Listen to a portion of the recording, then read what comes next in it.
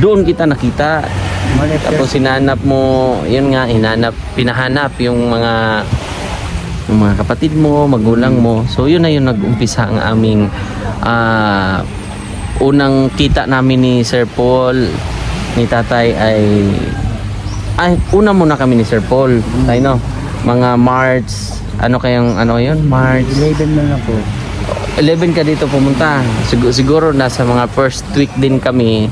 March 2020 kami unang nagkita ni Sir Paul. So kaya nabuo ang PB team Davao dahil kay tatay. Nagka-meet kami ni Sir Paul. Sabi ni Sir Paul noon na, kuya, darating ang panahon na babalik ako ng Davao at babalikan kita at tutulungan. So yun yung pinaka-word na sinabi niya sa akin at magsama tayong mag-vlog. Yun, nangyari nga tayo.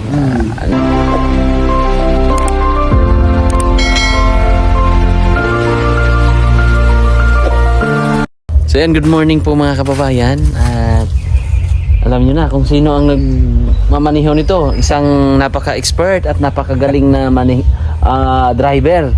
Si Tata Edgar. Kamusta tayo? Morning, may buntag sa inyo tanan. Sa ating mga followers, mga subscribers. Siyempre, ang dahilan kung bakit nandito tayo sa PB team at nandito rin si Sir Paul sa Davao. Dahil kay Tata Edgar. So, na-miss mo dito, tay? Oo, na-miss ko na dagat. Pumasyal ako. Oo. So, kayo po ay, anong sadya nyo dito, tay, sa tabing dagat? Di, inano ko yung yung order sila ng galon para lagay lang Suka. Kasi dali lang naubos yung mga galon nila. Dinalhan ko ngayon, mga 20 pirasong galon. O magkano din isang galon? 10 piso isang galon. Naka 20 ka. So 200 din. 200. Maigi na yun. Kasi galing yun sa mga kalakal ni tatay. So, yung bangka ni tatay ay nasira na. So, nakakapunta ka pa rin dito, tay? Oo, pasok-pasok pa rin. Sa loob ng ilang buwan, pasyal ako. Pasyal daw siya dito. Miss ko yung dagat. Saan ka tumatambay? Dito lang din? Oo, dito. Doon kay Ikong. Ikong? Sa best friend mo? Best friend niya ni Renato. Grabe, no? So, siya po, mga kababayan, kung bakit siyempre mga ikwento din natin kung saan nagmula or paano na-discover si tatay ni Sir Paul. Sabi muna tayo dito, tayo. Upo muna tayo. Kamusta naman ang hanap buhay? Okay lang. Taraos naman din pang araw-araw. Kailangan diskarte sa gabi. Mas marami ang tapon sa gabi kaysa araw. Sa araw wala mo magtapon kasi bawal. Tsaka mainit. Mainit sa gabi. Yun. Masira ang skin ba? Tsaka sa gabi, ang schedule ng tapon nila ng basura, alas 10 ng gabi. Opo. Hanggang alas 4 ng madaling araw. Kaya yun, pansin nyo. Inabangan ko. Pansin nyo po sa kuwan, malinis ang kuwan dahil, no? Sa umaga kasi gabi pa lang, gabi yung madaling araw kinukuha na rin ng truck 5 4 ganyan. Minsan pag puno na talaga yung truck, hindi na makarga, naiwanan, kaya kakalat naman ang mga aso. Kinakalat ng aso, kaya pag ganun ang purpose nila, tatay, ay yung mga kalakal. Yan po yung mga nakukuha mong galon, mga karton, papel. Puti na papel. Pero pag mahal ba ang puti na papel, tay? 4 pesos. Yung mga wet ban, notebook, 4 pesos isang kilo niyan. Iniipong, pero yung ibang nagbabasura na kagaya kong mga lakal, hindi na kinukuha yan kasi wala na silang pagbintahan. Ako lang may suki.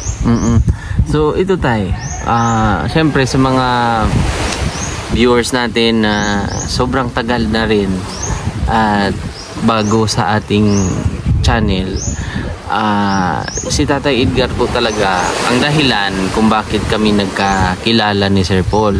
Siya po ang rason, si Tatay po Edgar po ang rason kaya naging nabuo ang PB Team Davao dahil sa nakilala ko si Sir Paul, dahil hinanap ko yung mga kamag-anak, kapatid sa 41 years tayo, no? 43 years. 43 years na nandun si Tatay sa Manila Bay. Panahon yun ng clearing sa Manila Bay tayo, no? Opo. Opa. Yan. Timpo ng pandemic. Pandemic. Mabuti na una akong umuwi. March 11. March yun, no? Oh, March 11. Pero January yun, dineclare na merong COVID, di ba? Oo, mayroon. Kaya lang, siyempre, nauna akong napauwi ni Sir Paul. Paano kayo nag-umpisang or nagkakakilala rin noon si Tay? Doon na sila sa tabing dagat din. Magang-maga, mayroon silang i-interview na kasama namin nagdaragat. Suplado man, ayaw magpa-interview. Ang tinuturo ako. Sabi niya, dyan lang kayo mag-interview kay Edgar kasi yan. Taga Davao yan. Yan ang lapitan ninyo. Nilapitan ako na Sir Paul. Alya, Tay, ganda umaga ako. Maganda umaga din po. Kaya nga, pwede ka ba namin ma-interview, Tay? Sabi ko, depende po sa interview. Kung kagandahan, di sasagutin ko kayo ng maayos. Sabi niya, di Tay, anong probinsya mo, Tay? Ko Davao. Kaya gusto mong umuwi. Sabi ko, matagal akong gustong umuwi, kaya lang, hindi ako nakaipon dito ng pamasahe. Mahal ang pamasahe ngayon. Sabi ni Sir Paul, tinanong ka. Sabi ni Sir Paul, kailan gusto mong umuwi, Tay? Ko March 29. Bakit March 29 ang napili mong... Gusto ko para yung mga gamit ko, ihatid ko doon sa mga pinsang ko. Doon sa Maynila. Ipatabi ko para, halimbawa, kung gusto ko man bumalik, nandun pa yung mga gamit ko. Opo. Ngayon, sabi ko kay Sir Paul, Sir, baka pwede naman ako magbakampot lang pag Balikan lang. Sabi niya, Tay, pwede naman, pero mayroong kagad nag-comment. Nag-comment. Si Ma'am Helen, taga Kuwait. Siya hindi na pwede magtagal lang si Tatay dyan kasi baka abutin ng COVID dyan. Hindi na, Tay. Hindi ka na gusto ng March 29. Opo. Kaya bukas, Tay. Bukas ka uwi. Sabi ko, sige, depende. Pero, Nagmamadali na. Nagmamadali ako pa. Iiwan ko na sa pinsan ko sa kuhan yung mga gamit ko. Opo. Kusan, uwi na ako ng Davao kasi kuhan na yung na-vlog ako ni Sir Paul. Ito yung biyahero. Sabi niya, pero si Sir Paul, nakikita mo na yan doon sa Manila Bay noon, Tay? Hindi, first time. Lang yun. First time lang yun na nag-interview sa akin. Sabi niya, Tay, saan ka ba dito tulog? Sabi ko, doon sa nirecraft ng batuan. Sabi niya, hindi ba nakakatakot yan, Tay? Sabi ko, hindi naman kasi nasanay na kami.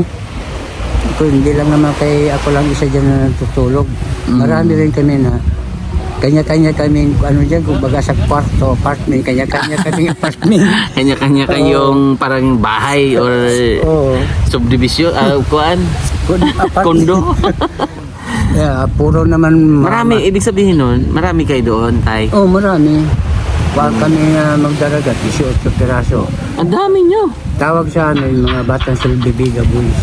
Sulbabida Boys. Sulbabida. Kasi yung mga Sulbabida, binabalot namin ng lambat. Pag nakahuli kami, doon namin nilalagay sa Sulbabida. Limango. Para hindi makalabas yung mga alimango. Limango, limasag, mga isda, ilagay namin doon. Halo-halo yun, pero kanya-kanyang na yun, yung lagayan. Kasi mahaba yung net ng pababa. Lalim pa rin. Tapos anong sabi ni Sir Paul nung time na nagkaano na pauwi na. Nagpunta muna kami ng sabi niya, Tay, mag-shopping tayo sa Divisoria ng pamphlet mo. Oo. Sabi ko, opo, sipo. Siya, pagupit mo na tay. Pagupit mo na kami. Kasi Mahaba din buhok mo noon. mahaba, parang gorilla rin ako noon. Pero, pagupit. Pagkakuan, magadamo na kami Jollibee. Oo. Kain kami. May sumama sa akin isa yung matanda rin si Mang kalimutan ko pangalan nun. Pero kasamahan mo yon. Magdaragat din siya pero ilunggo naman siya. Lumuwas lang sila ng Maynila para sa anak niya nagpagamot. Tapos Yung doon na leukemia. Oo. Pero doon na nagpirmi. Tapos mingit siya, glambat. Ngayon, sana kami Divisoria. Bumili kami pang-flight. Oo. Pero anong unang tingin mo kay Sir Paul nung time na yon? Kuha naman, ang sa akin naman yung pag-interview niya. Nagulat ka? Pag-interview niya sa akin kasi yung kasama ko, sabi niya, huwag kayo mag-interview sa amin. Doon kayo mag-interview kay Diaz kasi interview kayo sa amin, di man kayo namimigay ng pera. Doon na lang kayo kay madaling kausap yun. Suplado ba? Suplado yung Oo. iba. Sabi ko, ay tawag na muni ko. Taga-Samar din yun. Pero suplado. Yung na-interview na po ni Sir Paul, ganun pa sila ng daing. Binili yung mga yung mga ginawa mong daing, Oo. bumili din sila. Binigyan na po ng 500 tapos bigyan ko ng 2 plastic bag. Tag-isa sila si Direk Frankie, oh, si Mamang. sabi masarap daw. Meron naman kasi siya bayad din doon, Chinese. Chinese naman ang bayad mo doon. Sa yung tawagin kanduli. Yung malaki pero Yung mga ginagawa mong daing. daing tay, wala na yung asin-asin, diretso na yon. Hindi, saw-saw na sa dagat. Sausaw lang sa dagat. Sampay mo na. Mm. Walang alat, hindi rin siya matabang. Pero may mga tilapia doon tayo, di ba? Oh, Tilapia ang lahat. arroyo. Lahat. Yan ang Oo. inuhuli namin doon, tilaping arroyo. Oh. Sus, pag, ayan, tumisit ka dyan ng 2 dipa. Sus, ang tilapin yan, kala mo kumpul, panon. Alapit sa'yo, isa yung pana mo, halikan pa yung dulo. Oo. Mahirapan ka lang pag-iwas-iwas, kaya mamimili ka naman ng malaki. Ganda yung malaki, kalating kilo. Dali lang pera, kay mga malaki nahanap na. Marami palang tilapia ang arroyo sa Manila Bay. Oo. Kahit ngayon. Oo. Kasi nung pag-alis mo tayo, Oo. 2020. 2020. 2020. Kaya At nung time na yun, yung time na yun 2020, yun din yung time na nagkakakilala kami ni Sir Paul. Tayo no? yung Parang hindi pa. December 2019. Tapos pagka tama ba? O 2020 talaga. 2020 na kasi January. nung na-interview niya ako, lumuwas siya dito sa Davao. O, ako ang ikaw daw niya. Ako yung Bumalik agad, ang sabi niya sa akin, tay, okay na tayo, wala ka ng problema. Yung mga kapatid mo na pinapahanap mo, nahanap ko na. nahanap ko na. Nandito na sa YouTube, si Renato, yung kapatid mo. Ako naghanap noon, tay. Ako nag-ikot-ikot. Ikaw raw nakakita kay Jessica doon sa trabaho niya. Timing naman niya siya yung pangalan ng tatay niya. Opo. Pilido ng tatay niya. Kaya, wala na problema tayo. Sige tayo. Dahil tayo bukas, alas 8 tayo. Nang gabi yun, di ba? Oo. Gabi kayo dumating? Kuan, 11:30 man ang flight namin. Kaya nga po. Mga alas 2 na siguro yun. Alas 3. Basta Ayun, so, madaling sa loob ng araw na airport, yun eh. oo. Tapos hindi na nga natulog si Sir Paul. Ano na yun, kumbaga sa... Puyat na rin masyado. Bumalik pa sa Oo. Maynila. Tapos nung time na yun, nag-lockdown na. Wala nang kuan. Umpisa na yun ng pandemic na. Okay, ikaw na pupunta doon sa pagkakaisa. Dati tayo, hindi mo makalabas. Kung kalabas ka, pulihin ka man ng pulis. Ang hirap nun tayo, no? Ang pandemic na yun tayo, no? Ayun po, talo pa nga Yun. yung nahuli ka sa munting lupa. Oo, kasi yung time na yun din yung time na si Tatay Edgar ay umuwi ng Davao. Oo. Siguro kung kuan yun, pabalik-balik yun si Sir Paul nun, no? Oo. May pugong biyahero. Nung time na yon 2020, kung walang pandemic, umpisa na siguro ng pero may mga purpose siguro tayo, no? Ayun. May mga purpose sa buhay bakit nangyari yung pandemic, yung mga gano'n, no? Oo nga po. Pero at least napauwi ka talaga. Sino sponsor nyo tay? Ang pag-uwi mo? Kay Ma'am Helen at saka Kuwait. Oo. Yung tapos si Ma'am Kuluma. O so baka mapanood nila yung vlog ngayon. Anong masasabi mo sa kanila tay? Kaya mga mga nandyan sa labas, Yung mga sponsor na nagpa-uwi sa iyo, ganun. nag-sponsor sa akin noong 2020. Ingat lang kayo dyan. Sana habaan pa ang buhay ninyo na marami pa kayo matulong ang kapwa kung mahirap. Yan na lang po, basta ingat lang po kayo dyan. Maraming salamat sa inyong lahat na tumulong sa akin. Siyempre, sinong naghatid sa'yo dito? Si Sir Paul. Oo. At lalo na sa iyo, Sir Paul. Ingat ka rin sa mga biyahe-biyahe mo. Opo. Malayo ka sa disgrasya. Ingat lang. Ako, tanungin mo dito, nag-iingat din ako kaya alam mo namang hanap buhay. Karaos din pang-araw-araw. Opo. Makapakain lang sa yung minamahal na partner. Oo. May partner na kasi si tatay dito. Pero may anak ka ba noon tay? Wala. Wala? Kuwan na, pero nagkahiwalay man kami noon. Pero may anak kayo? Wala pa. 4 months lang yung tiyan niya. Pero Napunan? Ako, pinalaglag ata o napunan. Sa Samar kami.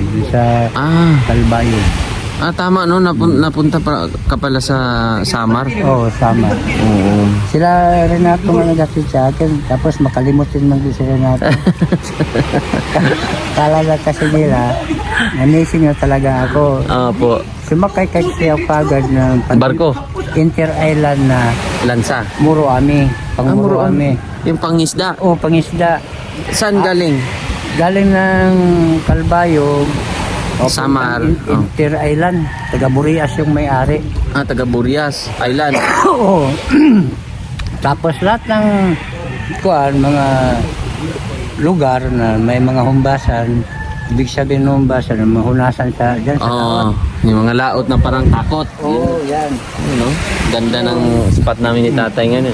Na ko yung 3 buwan ako, 3 linggo. Pero ang tagal namin, 4 na bulan, hindi ko natapos yung 1 linggo. Nakarating kami ng Kalapan, Mindoro. Pero parang crew ka na rin doon tay. Kasama ka na sa grupo, yung Muruami na yon. Kuwan kami, 130 pieces kami. Malaki pala yung Lansa. Lansa? May katig. Oo. Ngayon, 130 person kami na tao. Sa loob ng 3 araw, yung lansa, magpalitan yan, 3 lansa yan, papalitan kasi magbiyahe ng isda din sa Lucena. Ibibenta na yon, Oo. i-dispose. Kuhain lang na dalagang bukid yung good size. Pag Maliit. Pag oversize, pag reject yung mga may liit. Pero Ibabalik yon. Ibibenta pa rin. bibenta rin namin. Mayroon mang bumibili doon ng mga Sa laot? bangka. Ah. Mangangkat sila ng banyera. Kaya ako taga-binta. Dahil yung mga kasama ko, solid Cebuano, solid Waray, hindi marunong magsalita ng Tagalog. Yung mga bayer Tagalog. Ikaw ang nagsasalita? Ako nagsasalita kahit din sa segundo kapitan, si kapitan. Hindi marunong Tagalog? Hindi. Sabi ko, Kap, mayroong bibili ng mga reject. Sabi niya, sige, ikaw na, bahala makipag-usap doon. Ako na, tatanong sa akin yung mga pinsan ko, Diyan, ano sinasabi niya? Sabi ko, bibilin daw niya lahat ng reject na At yung banyera na reject na isda, bibili niya. Magkano naman? Sabi ko, 50 isa. Sabi, sige, bigta mo na kasi maano lang, wala tayong asin. Dadain mo dapat, wala mga asin, ubusan ka ng asin. Pero binibigta ko, 150. May 100 ka pala. Oo. Kaya may 300 ako, may 150 sila. Mura pa lang isda dati, no? Mura. Pero sa Kalapan, mahal. Mm. Kalapan, Mindoro, mahal doon isda. Na kamis din si dati. 5 piraso, 15 pesos. Noong panahon na yon? Oh, 1979, Oh. 80, yan. Kasi, wala lang. Pagkatapos noon, pumunta kasi ako diretso ako ng Marabilis, Bataan. Doon sa pinsan din namin. Ang ginawa ko naman doon, wala hanap buhay dito. Hanap ako ng doon sa may balonan ito. Oo. Beer house naman. Oh, baka nagiging ano ka rin, bouncer? Di, yung Dancer ka? pabuhay ako roon. Oo. 4 pesos sa isang araw. Libre Grabe. naman pagkain. Pero ano lang yun, buwis buhay mo na ay parang ano na lang din. Yung, Parang libangan na lang din. Oh, walang ibang hanap buhay kasi. Oo. Hanap buhay kasi pag wala kang hanap buhay, paano ka makakain? Doon, sabi niya. 4? Isang araw? Oh, 19. Pero ang sahuran, ang minimum, 120 isang bulan. dapat, no? Oo, isang buwan. Pero sa'yo, 4 pesos. Oh, 4. 120 din yan, isang buwan. Oo, isang araw, no? Oh, 4. Pero, ang value nun, malaki pa. Oh, malaki. Malaki pa ang Adi, value nun. mura pa ang mga noon. Piliin. Oo. Marcos pa yun eh. Oo. Marcos. Tapos, ako nang ginawa ko, kasi 36 pirasong lamisa, kami kasi tagalinis. Tapos taga-igib, 8 Saan drum. yun sa Pangasinan? Sa Marabilis, Bataan. Oo. Sa Balon. Kasi marami noon mga Amerikano tayo, no? Puro sima ng puntaron. Sima, Mga sundalo. Rito ron. So, yun. Kung makapanood tayo, maiba tayo. Kung makapanood si Sir Paul ngayon, anong makuhaan? Masasabi mo sa kanya? Kay Sir Paul, sir. Magandang hapon po. Hapon na. Basta yun masabi ko sa iyo, sir. Ingat lang sa biyahe-biyahe. Sana habaan pa ang buhay natin. Marami pa tayo matulungan na naghihirap. Sir, sa'yo ang buhay ng mga mahirap. Ingat lang din, sir. Kumbaga, nakasalalay din kay Sir Paul ba, no? Maraming nakasalalay na mga mahirap, yung nasa baba. Kumbaga, kung mahirap tayo, meron pang mas mahirap tayo. Mayroon. Nakikita mo yung mga binablog namin ni Sir Paul? Oo, kasi doon kay Winnie, yung Ano sabi niya? di ba nasa sa Facebook ka, sa YouTube? Sabi ko kay Sir Paul, kay Pugong Biyahero, sabi niya, ito, binuksan yung TV. So, sabi niya, Manila Bay ka, no? Ko, Manila Bay. Tinignan niya. Kasi sinusubaybayan ko kasi lahat ng Vlog ni vlog Sir. ni Pugong Biyahero.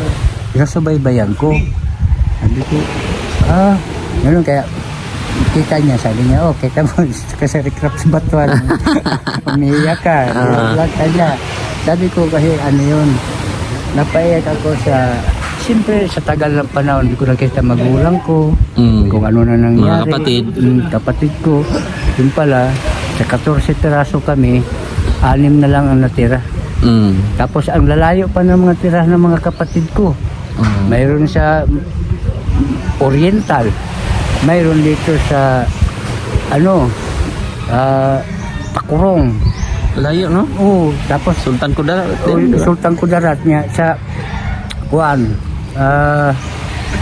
Laak. Oh. O yung matanda naming kuya Kapatid, ko. Yung sa Laak. Tapos may sa Iloilo pa. Kumbaga kalat-kalat kayo, tay? Oo, kasi doon. Kayo lang ni Renatong nandito. Tay Renato ang nandyan. Kasi lang siya, nakapag-asawa kasi sila napunta sila doon, trabaho. Kapag-asawa sila, si babae man. Pero nung time talaga, hinanap ko narinig ko yun eh.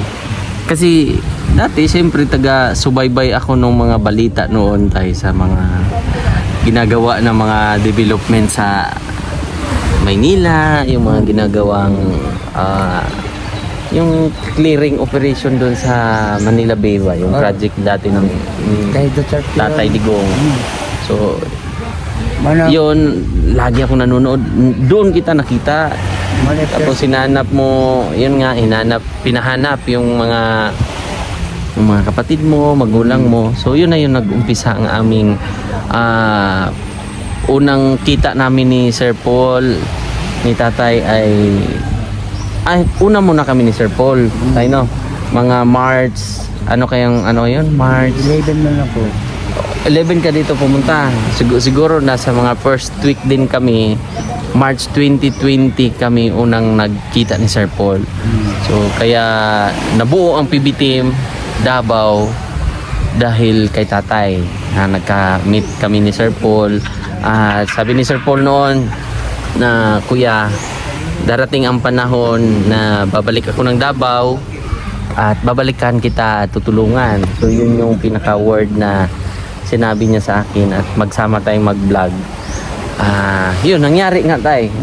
Na sa tagal ng aming pagsasama, ayun, ngayon ulit ay kasama pa rin kami.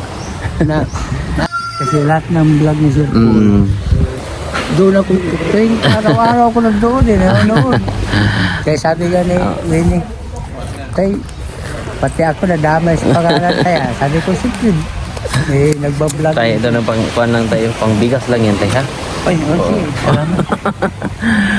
Kahit pa paano makapasyal-pasyal ako sa iyo, makaabot-abot ako kahit konti lang, ha? O sige, okay lang, maraming salamat. Kasi siyempre marami din tayong mga kailangan din Malaking bagay. obligasyon sa buhay. May mga kailangan din tayo kuhan. Kahit pa paano kung makapasyal ako dito, may maibigay ako kahit pa paano. Dahil malaki din ang siyempre utang na loob ko. Siyempre nagiging kabahagi na rin sa buhay ko si Tatay, Sir Paul, at naging kuha na tayo ba? Kumbaga sa buhay natin tayo may connection na rin tayo. Diba tayo, no? So yun lang mga kababayan, maraming salamat po at God bless. So abangan niyo po ang aming mga Babay sa inyo lahat. sa aming mga vlog ni Sir Paul. Bukas ay aabanti kami. So ngayon ay na-cancel po ang aming move kasi meron mga emergency or meeting si Sir Paul online. So yun lang, maraming salamat. God bless. Bye bye po.